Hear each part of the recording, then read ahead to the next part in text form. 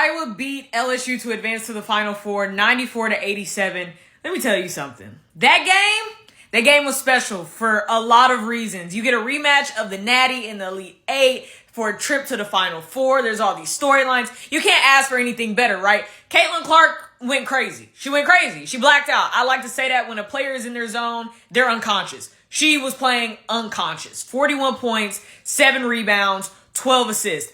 And for a lot of people and a lot of things that people are saying and analyzing about this game, I think the most important thing about Caitlyn Clark and what I saw in this game against LSU is not the 41 points. She could score at whim, right?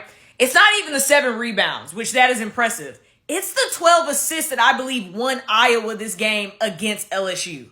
The maturity of Caitlyn Clark is very abundantly clear that she understood that this year, for them to be successful, it was going to be a team effort. And you hear a lot of people say, she's going to get hers. It's some players you can't stop. But you need to make sure that the others don't get involved. You have to make sure that no one else on that team starts to feel good about their shot and gets in a rhythm. If we can slow her down, great. You know, she's going to score. She's going to make shots. She's going to hit threes. Not much we can do about that. But can you stop the others? And that's where I think LSU lost this game.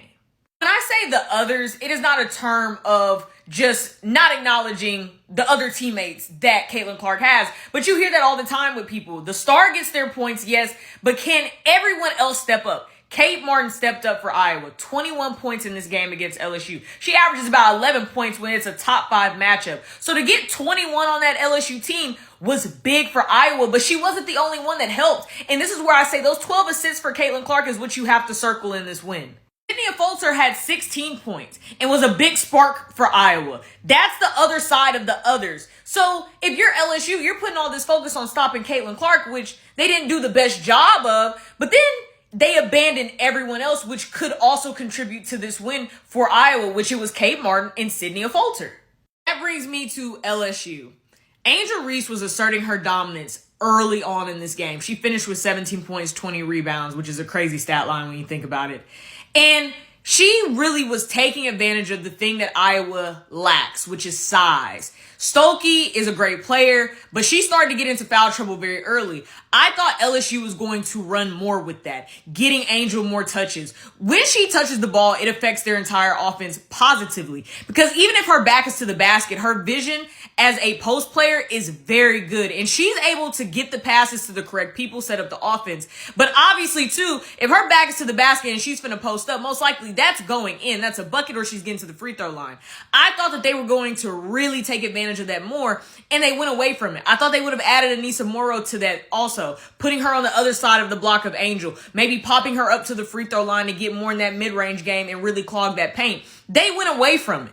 I was by no means mad that Angel went to that sideline and said, give me the effing ball, because she was right. When she had that ball, it made Iowa have to panic a little bit more because, like I said, with her vision as a post player, she's able to kick that back out to the perimeter and create more shots. But the fact that LSU went away from it is what surprised me early on in the second quarter, where we're seeing her dominance and the offense started putting up bad shots, rushing it, not even letting her touch the ball. That's where the offensive complacency started to really get in for LSU.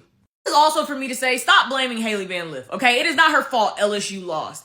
A few things for you to understand about this entire game and Hailey Van Liff. Number one, she was reported as sick. She had to get an IV during halftime because of how sick she was. So understand, if you're asking someone who is visibly sick to run around screens all day long in this game against Caitlyn Clark, who is healthy at the moment, that is a tall task. Second thing, it was a size mismatch. Hailey Van Liff is listed at 5'7". Caitlyn Clark is listed as 6'1". That's already a disadvantage for Hailey Van Liff anyway, especially if you're going under screens, which they were doing, and not being able to get into the face of Caitlyn Clark. There are certain players that are going to make their shots and they're going to make tough shots and you have to live with them. But I do believe that a defensive adjustment should have been made sooner rather than later. Do I wish that Flage would have been on Caitlyn Clark a little bit sooner in the game?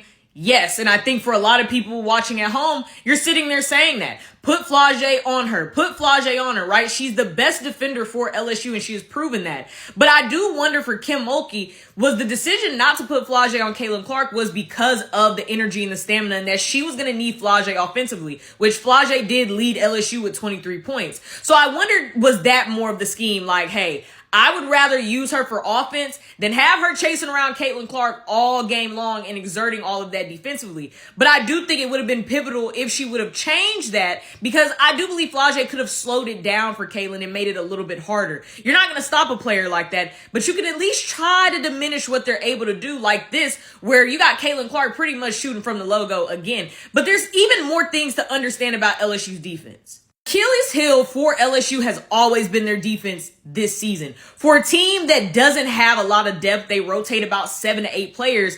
You don't have a lot to work with. And defensively, it has always been their weakness. The thing with Caitlyn Clark in Iowa that I was confused about, one, you had times where they were going under the screens. You can never go under a screen on a shooter like Caitlyn Clark. They see any bit of open space, they're shooting the ball. That was the number one problem. For example, you got Stokey right here setting that screen. Look at all the space there is between Stokey, Haley Van Liff over there, and Caitlyn Clark.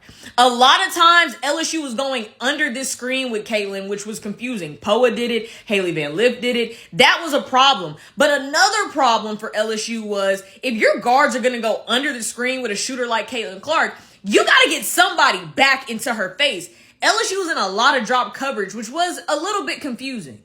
You look back at that above picture, Haley's right there contesting this tough shot, but look where everyone else is. There's no one else to front. Everyone else is clogging this paint, which I wondered why a lot more of the defensive schemes from LSU wasn't them coming up more on the screens. You hear a lot of players say, when you're going against players like a Steph Curry or just amazing shooters, you kind of have to cheat that screen a little, where you have to force that offensive player to make a decision. But mostly you're hoping that if that picker is bringing their defender with them, they're also able to jump out, defend, and give enough time if you need to switch. With LSU, they didn't do any of that. They allowed the screener to come, for them to go under the screen, and then allow Caitlyn to do whatever she wanted. And then in terms of these shots, look at this. Just drop coverage. Everyone is just back. There's no one fronting and making it harder for her. It's giving her the leeway to do whatever she wants. This is why I say this game showed a lot of Caitlyn Clark's evolution and maturity, because she established early on that, yeah, I can get whatever I want. Y'all have a lot of mismatches, but as long as I have everyone else getting involved, we can win this game. You can't go against a team like LSU and think it's going to be a one-person win. It has to be by committee. And she established that.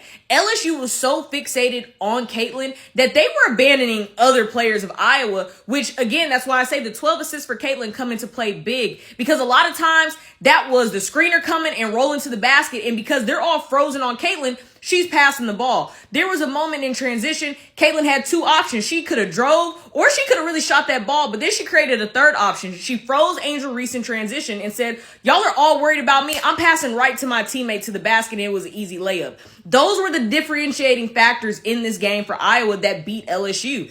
And that really is all it is to it. LSU is a great team, and for them to even have faced what they faced this season and to get to the Elite Eight was huge. But I do believe they beat themselves a little bit. And they had all the intangibles to do it, but again, those 12 assists for Caitlyn Clark, the 41 points, the 7 rebounds, Kate Martin giving you 21, Sydney Alter giving you 16, that's a lot. That's a lot to try to stop. So Iowa played a really complete game offensively and defensively. I think they took away a lot of the stuff that LSU really wanted to do, and they also got to do what they wanted to do. So it was a tough game, amazing game if you didn't watch it.